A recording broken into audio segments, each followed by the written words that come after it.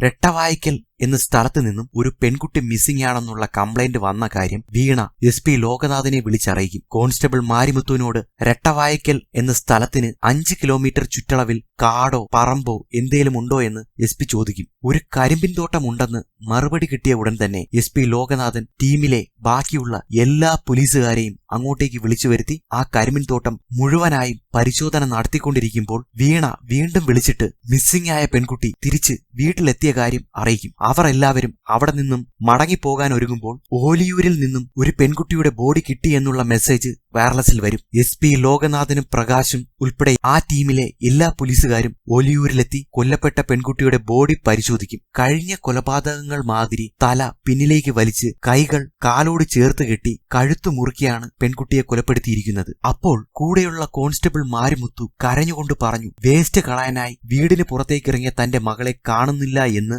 Wife വിളിച്ചു പറഞ്ഞു എന്നും അതിനാൽ കൊല്ലപ്പെട്ട പെൺകുട്ടി തന്റെ മകളാണോ എന്ന് ഉറപ്പിക്കാൻ വലത് കൈയിലെ വിരലിന്റെ ഭാഗത്ത് കറുത്ത മറുകുണ്ടോ എന്ന് നോക്കാൻ പ്രകാശിനോട് പറഞ്ഞു. പ്രകാശ് നോക്കുമ്പോൾ വിരലിന്റെ ഭാഗത്ത് കറുത്ത മറകുണ്ട്. കൊല്ലപ്പെട്ട പെൺകുട്ടി തന്റെ മകളാണെന്ന് മനസ്സിലാക്കിയ മാരിമുത്തു വാവിട്ട് കരയാൻ തുടങ്ങി.